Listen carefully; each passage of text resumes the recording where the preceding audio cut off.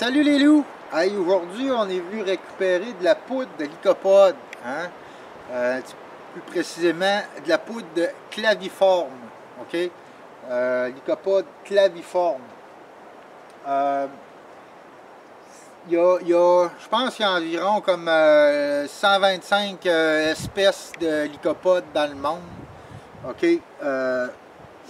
Autres sites au Québec, là, je ne sais pas trop comment est-ce qu'il y en a, là, ça m'a sorti de la tête, là, mais qu'importe.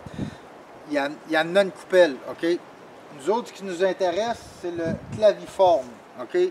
Ce lycopode-là, OK, il est du type rampant, OK? Regardez, là, comme vous pouvez voir.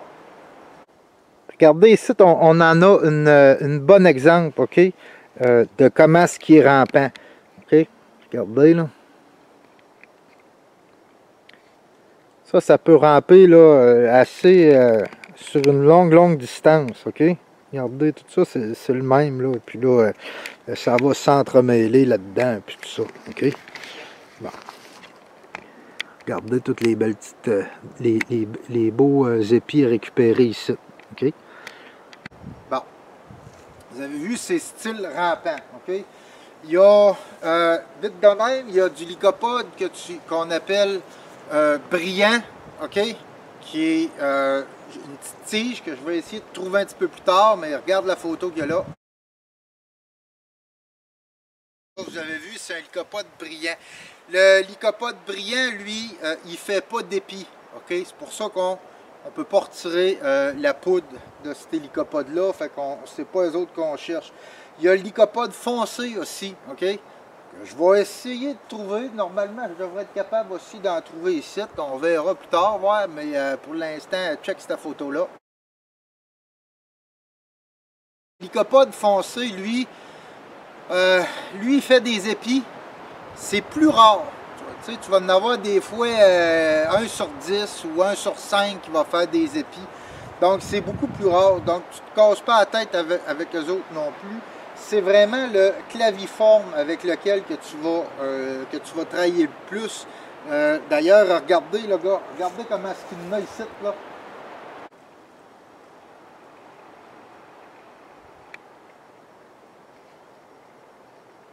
Hein, regarde, c'est presque, c'est mon spot à moi, OK? Ça, ces lycopodes-là,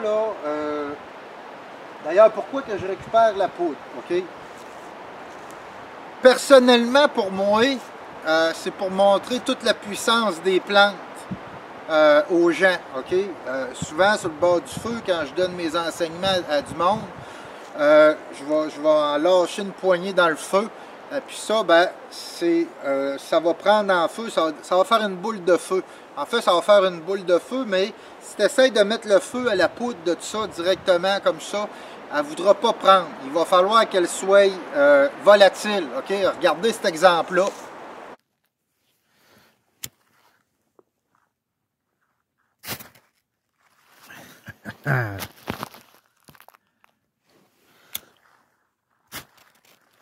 Bon, vous avez vu, c'est vraiment, elle va prendre en feu et puis elle va prendre en feu quand ce qui est volatile. OK? Du côté médicinal, je ne me souviens plus qu'est-ce qu'on fait avec. Hein? Il y a tellement de choses à retenir, des fois on vient qu'on en perd. Mais bref, vous ferez vos propres recherches, hein, c'est important. Fiez-vous jamais juste sur moi. Okay? Moi, je suis un passionné, puis je suis un amateur là-dedans qui essaie de transmettre beaucoup plus une passion que le grand savoir du grand Manitou. OK?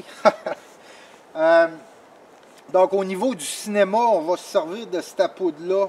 Quand vous voyez dans un film, quand vous voyez une genre de grosse explosion, une grosse boule de feu, c'est pas mal sûr à 110% que c'est de la poudre de lycopode. En fait, il y a un blower qui va... Ben, ça, c'est ce que j'imagine, là.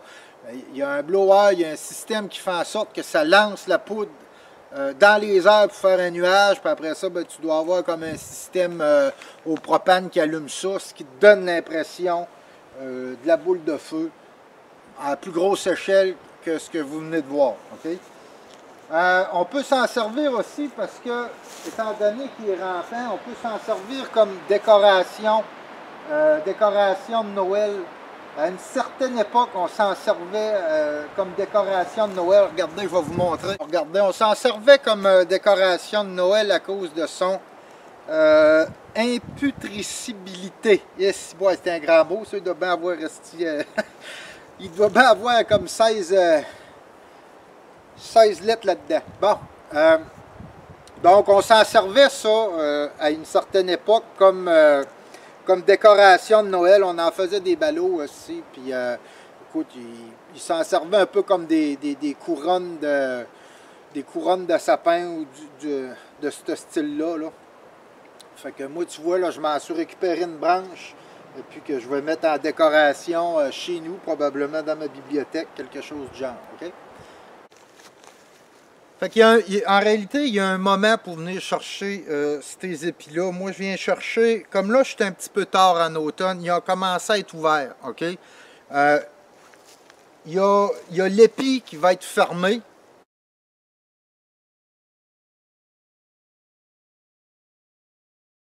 OK? Puis il y a l'épi qui va être ouvert.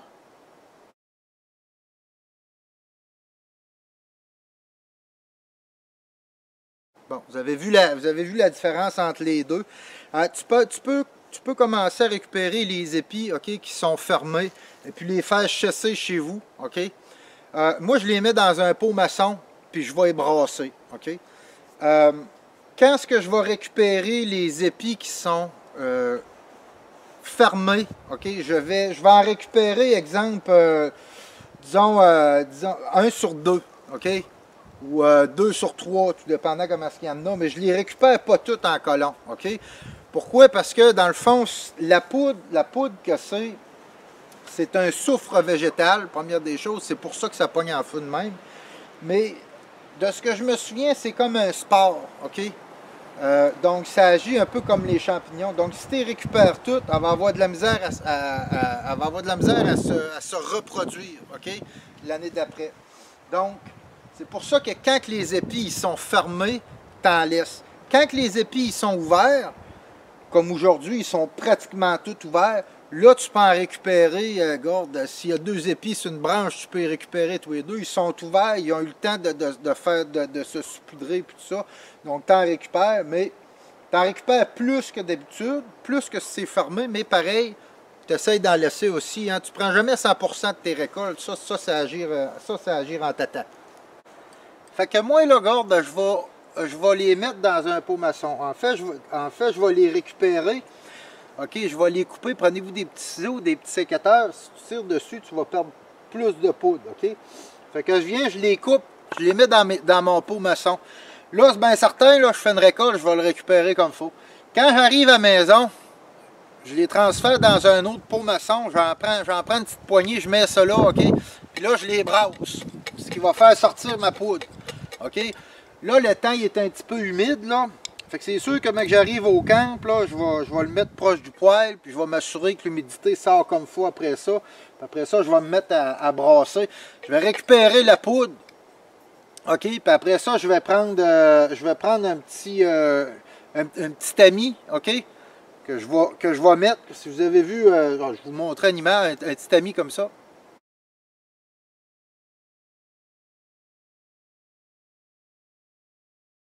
OK? Et puis, je vais le mettre sur mon pot maçon. OK? Et puis, je vais juste transvider. Et puis là, je vais récupérer ma poudre.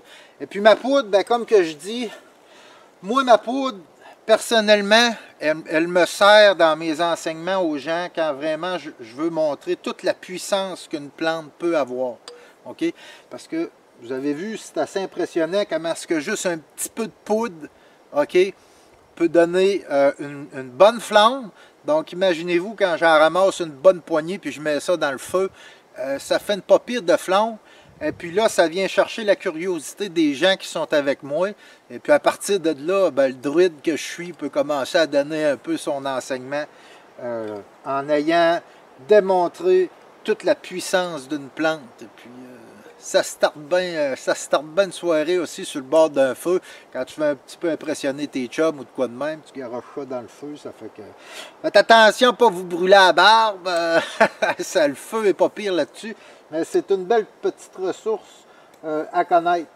il faut encore que j'étudie pas mal cette plante-là. Je crois qu'on en faisait aussi un peu de la poudre à canon. En tout cas, mais allez étudier ça un peu. Puis là, il commence à être tard un peu dans ma région pour les récupérer. On est limite, là, la neige s'en vient aussi, là, on est limite, là, mais sinon, ben, l'année prochaine, allez vous chercher un peu de poudre de lycopode, puis amusez-vous à impressionner le monde, puis à partager toute la, la force d'une simple plante. Hein?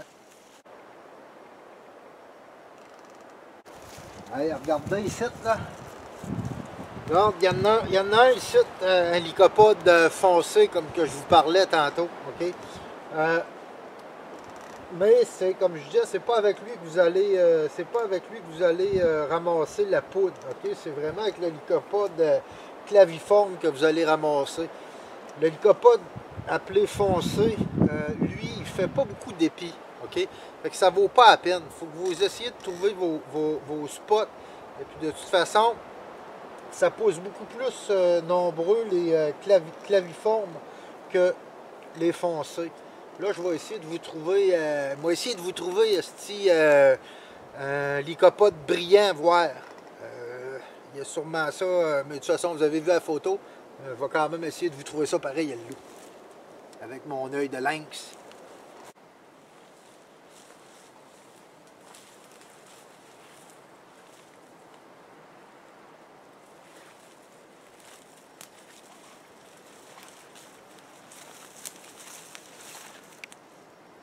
Tiens, pendant que je cherche un lycopode brillant, mon loup, en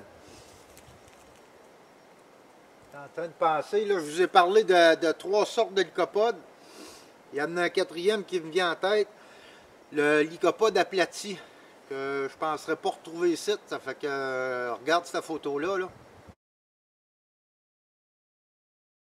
Fait que ce lycopode aplati-là, ça fait partie d'un des 4 sortes de lycopodes que tu peux retrouver ici au Québec. Il y en a plus que ça encore. Pour l'instant, là, ça c'est ce que j'ai en tête ici. Là. Fait que là-dessus, moi, je vais essayer de vous dénicher un lycopode brillant.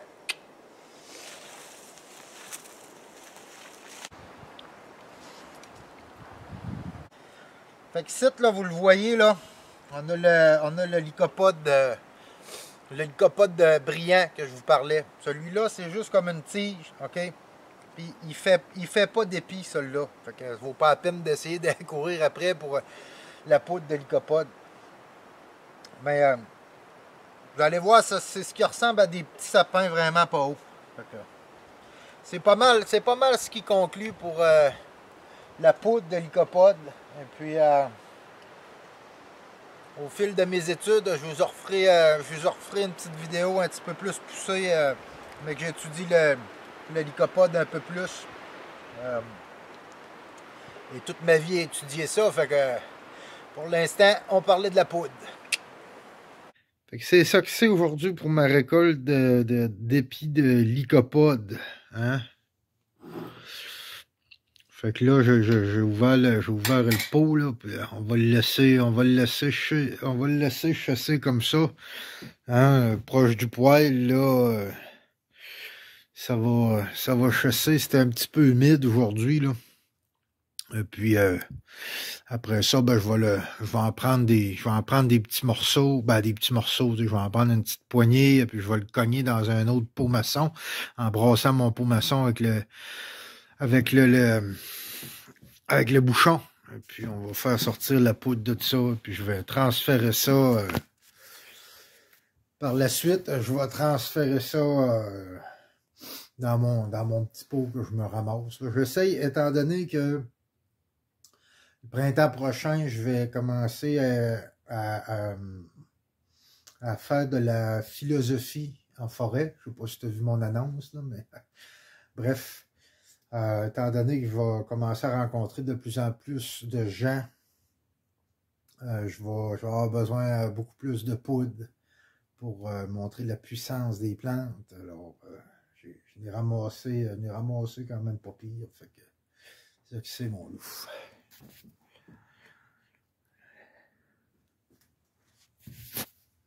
poudre de lycopode. Je vais te montrer le résultat de ça, de la belle poudre de lycopode.